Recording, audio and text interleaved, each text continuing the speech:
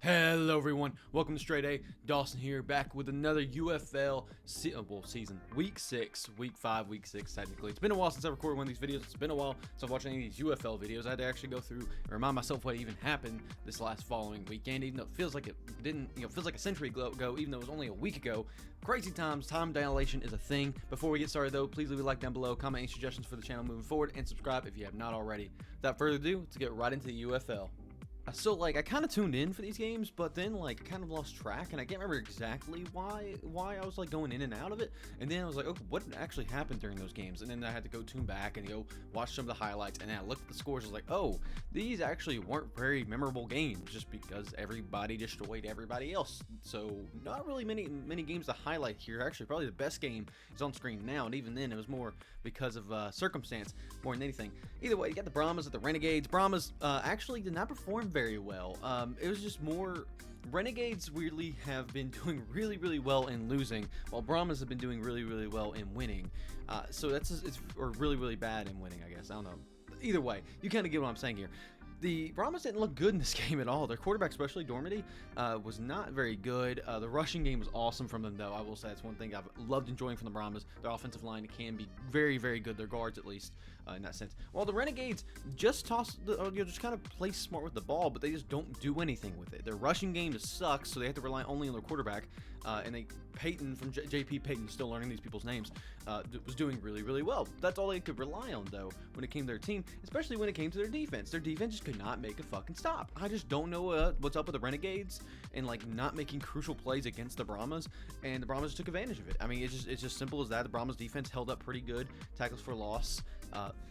Either way, this is a weird game. It's the best back and forth game of the week, but even then, it wasn't the best. Every other game was just a good blowout. Good example here. Stallions going to the Roughnecks. I mean, the Roughnecks were really never in this game because the Stallions came in, beat some ass. I mean, Martinez didn't really have a good game because the fucking Martinez or Adrian. Whoa, I just realized.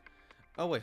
Oh my gosh, I was like, the quarterback rushed around him. I was like, hold up, who's this running back that ran against him? Yeah, that's right, this is the game that freaking the quarterback just ran amok on these teams. So Adrian Martinez just absolutely was scrambling and destroying these teams in this game, or destroying the Roughnecks here in this game, and they just could not contain him. And even then, even outside of the quarterback, the running game behind the quarterback was just so super strong that once they got the game rolling, they just kind of had to finish it off and be fine. That's kind of the whole story. Don't get me wrong, really fun watching Martinez rush the way he did. Did not get a touchdown, unfortunately, on the ground, but you know what? You take what you can get. But he made some awesome, great rush attempts there. Receiving yards, again, they didn't need to be splashy because the Roughnecks just didn't allow anything to happen.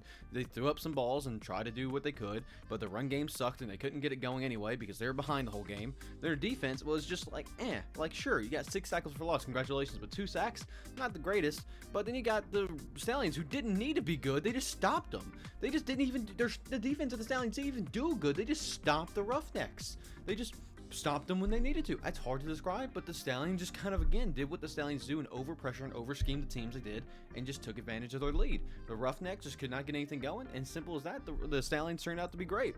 The Battlehawks and DC Defenders. This is also a very disappointing game to see from DC Defenders because this was a case of the Battlehawks playing this very smart football while the DC Defenders are just trying to do something smart, or trying to be smarter than they are. They try to be cute with it all and trying to beat this hot Battlehawks team. They just couldn't do it. Battlehawks played smart football. AJ McCarron, smart. Jacob Sailors, very smart. Bunch of different rushing touchdowns from the Battlehawks because they weren't trying to be cute with things. They just did what they needed to do and get in the end zone. Freak motherfucking Hakeem Butler, sorry, just was running amok. He looked like a wide receiver for the NFL in there, and it's just nuts. While DC Defenders could not get anything going. Looking at the stats here, again, the Battlehawks didn't try to be cute. They didn't go for 8 sacks a game. They didn't go for 22 tackles for loss. They just stopped the DC Defenders and make sure their game plan was going on. DC Defenders had hardly any shot, and they got so many numbers purely because of the volume of the Battlehawks having the ball. Go figure, when you have the ball more, you're gonna win. So Battlehawks just played very fucking smart, and the DC Defenders couldn't get anything going, unfortunately. Meanwhile, you got the Michigan Panthers and Memphis Showboats, whatever. I honestly just don't like watching the Memphis Showboats anymore. This stat line tells you all you need to know. It's like a Falcons Desmond Ridder stat line with Troy Williams here for the Showboats. They're just not fun to watch. Michigan Panthers, they were kind of entertaining. Whoa, what'd I do here? All right, close panel. We're just gonna close that real quick. again, just smart football. But even then, the Panthers weren't splashy. They ran the ball a whole damn lot. Actually, probably the most in any of these UFL games I've seen. And they didn't get crazy yards the whole time. They just kind of got good yards every now and then. I mean, look, the long was 35 on the side of the ball. So, like, it's kind of shows you what you need to know. Other than that, I mean, Davis-Daywood or Davis, whatever, however everyone wants to fucking say these names, was good for the Showboats. He was kind of the only good player on this fucking team for this game. Meanwhile, the defense, again, it was pure volume that gave the Showboats the amount of tackles for loss they did, purely because the Panthers had the ball so often, they ran the ball so often, so they eventually would get tackles for loss. 8 is not bad, but again, let's look at the volume again. The Panthers got 8 tackles for loss and 7 sacks on the Showboats. Maybe something needs to be improved for the Showboats. They're just sucking the season. I have no faith in them doing anything right now for the rest of the season, so they're going to be pretty much on my loss list until something proves me wrong. But we're halfway through the season and they haven't done shit to prove me anything. So Michigan Panthers, fucking amazing, fucking good game, smart game. The moral of the story here is, Brahmas, you played a smart game. You didn't try to be too cute. The Stallions, you definitely played a really damn smart game. The Battlehawks, you played a really damn smart game. Michigan Panthers, you played smart and won. All those teams this week are favorites for a reason, because they played smart football, didn't try to be cute, and won the game. Simple as that. Go figure. When you're smart, you win. Either way, let's go right in predictions and power rankings. Here we are, week 6 power rankings and predictions. I'm not going to get too cute with it and go on a big rant of like, hey, this is why things happen. All of these are pretty clear. With 8 teams, go figure. It's pretty easy to kind of say, hey, here's why a team moved down, here's why a team moved up. Stallions, number 1, not even a question in my mind. Again, I think the Stallions could lose a game in decently bad fashion and still be first place. I don't think it's even close right now. Stallions have been playing amazing football, smart football, and overall matching up very well against the respective teams. Meanwhile, the Battlehawks have been showing me how good they are. I was not a big believer after a little bit slump in the first 2 games or so, and they have proven me wrong in the last 3 games. They have absolutely performed well, played smart football, and the offense is electric, while the defense is very at least competitive. So I love the Battlehawks. They are number 2 by far. After beating DC Defenders, it's an easy choice to put them number 2.